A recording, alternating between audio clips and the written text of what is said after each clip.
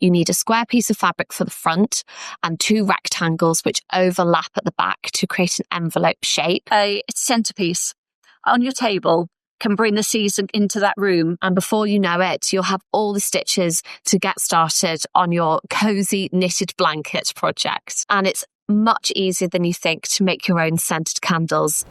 Hello, welcome back to the Ideal Home Show YouTube channel. I am with Jo Checkley and Imogen Cooper from Prima Magazine today, here to share expert advice on creating cozy, creative living spaces and how we can add our own personal touches into them. Jo, Imogen, thank you so much for joining us again. How are you? Really well, thank you. Yes, thanks for having us. We're so delighted to be here. I'm Jo. And I'm Imogen. It's really lovely to be here, and we're so excited to share all of our really quick, easy and fun top tips with you today. Absolutely. And we are doing quick-fire top tips on how we can make our home stylish and cozy. So We're ready. Let's kick off then with, if you could both share a top tip about how you can make a living room feel cozy but stylish. My top tip would be to bring something personal into that room. And think when you go anywhere, you normally collect something. Perhaps you've had a day out at the beach, or you might go for a nice walk.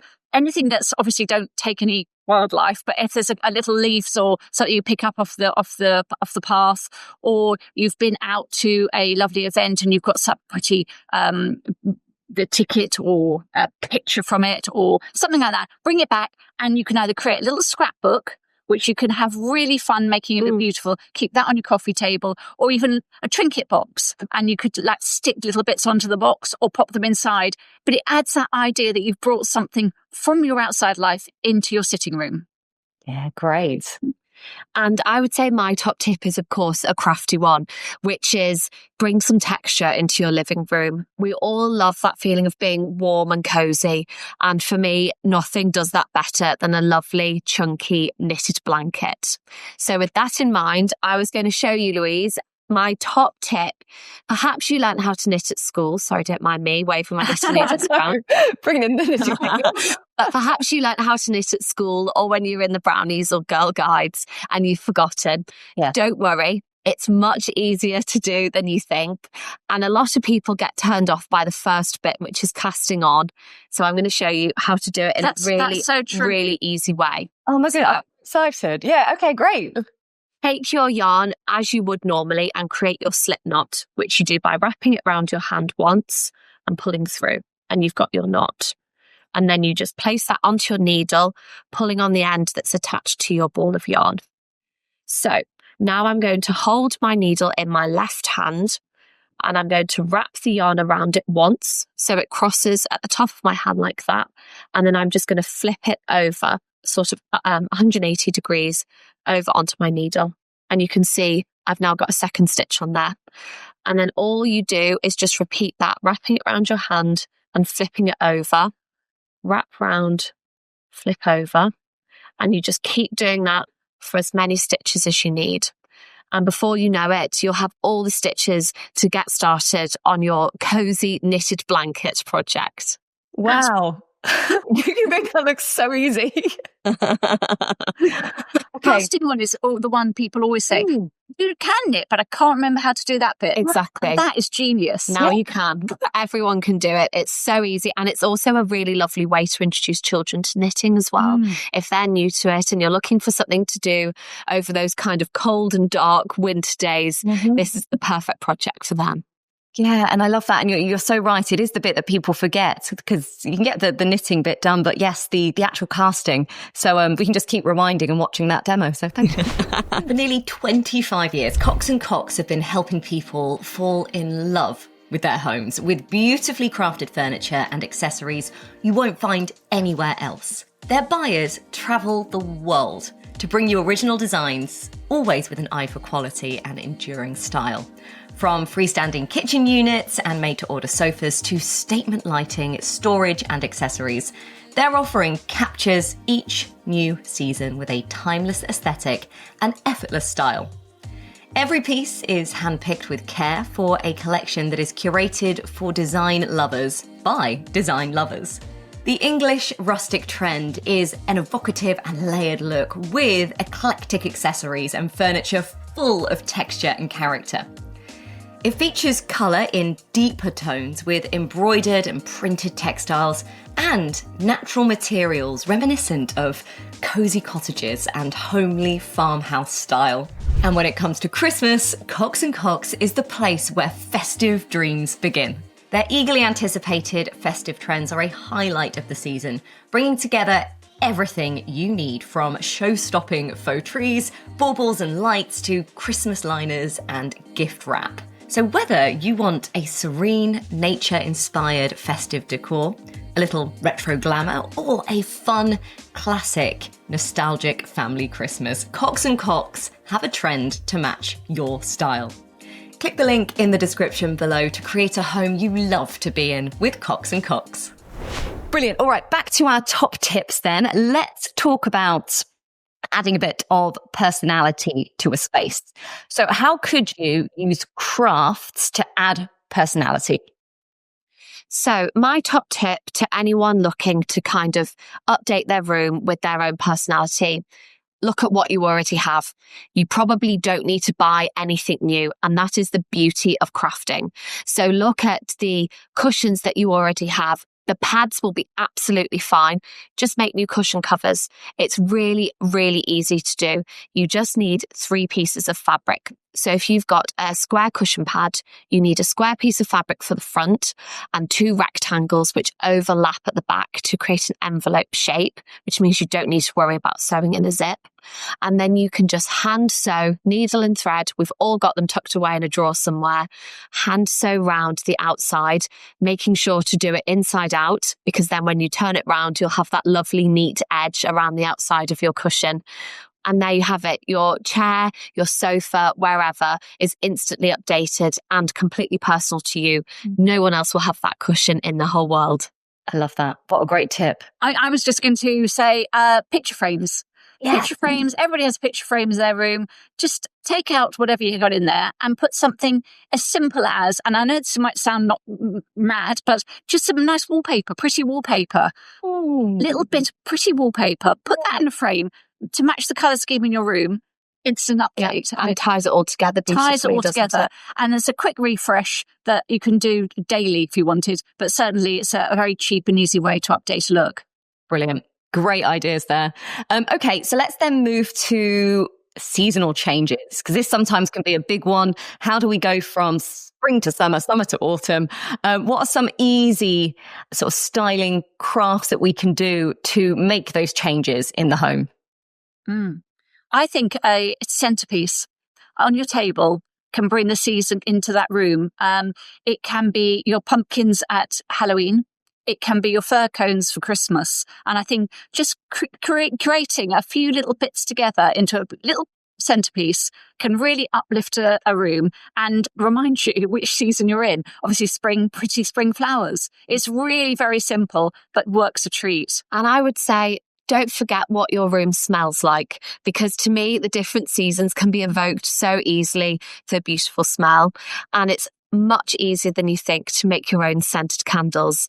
All you need to do is just buy a different essential oil for each of the seasons. So you could have a pumpkin spice for autumn, a cinnamon and mandarin for Christmas, and then a lighter lime or a fresh flower for spring. And by making your own scented candles, you've instantly kind of updated your room and you're right into that new season. Absolutely. Yeah. You could have that scented candle in your centerpiece. Exactly. And there we go. Combining them. Perfect.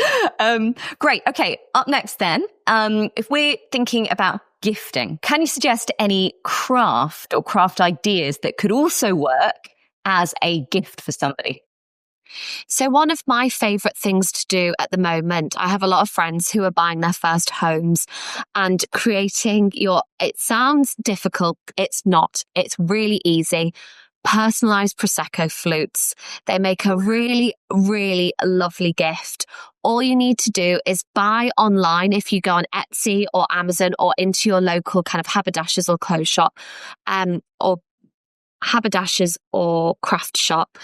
You just buy some waterproof stickers all you need. You stick them onto your Prosecco flute. I love putting people's names on them or a little message. If you have a Cricut machine, it's even easier because you can just print out your Cricut vinyl. Make sure you use the permanent waterproof vinyl, and you just stick those onto your Prosecco flutes, pop them back in the box, wrap them with a bow. Beautiful handmade present. Oh, wow, that's so nice. I'd love to have that. And the Prosecco as well. Yes, and then you have Prosecco. Yeah. That's Prosecco when you take them round. Yeah, exactly. That's such a nice gift. Scented lavender bags are a really lovely little gift you can give to somebody. They're so simple to make. You can hand stitch them. You can pull them together with a little pretty ribbon and fill with some lavender. And it's such a way of bringing a lovely smell, and people remember the smell as well when they get the gift. They do. So it's a beautiful little one to get. Really nice. And also, of course, the old favourite of storage jars as well. Yes. Cheap to buy. Fill them with something home-baked biscuits, fudge, anything like that.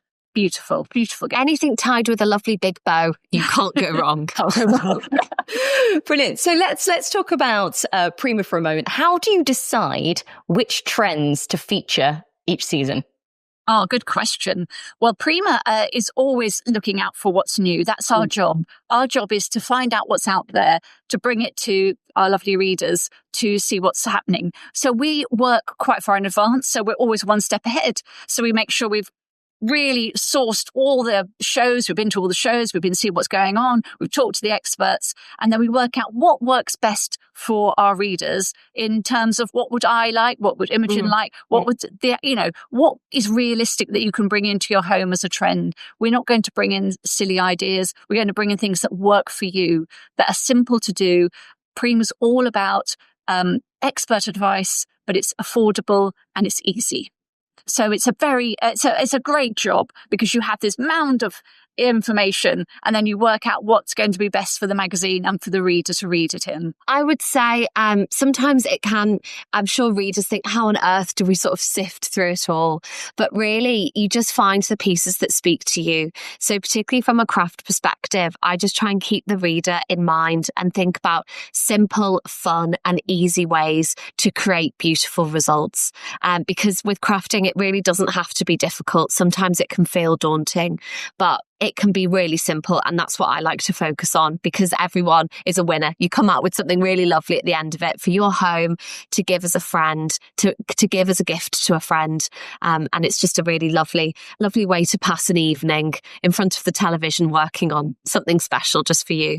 And I guess as well, that'll lead me on to our very last question, just about how whether it's styling a home or crafting in the home, can be really mindful. It can be really therapeutic for people. What would be a tip that you would give about creating, I guess, that mindful experience while you're crafting? What do you both do to create that experience for yourself?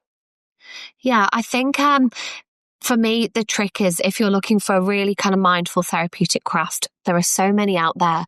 Pick something with a repetitive motion, because doing the same thing over and over really relaxes you. You can kind of switch off while you're doing it. You can be watching the television at the same time, talking to a friend, whatever it may be.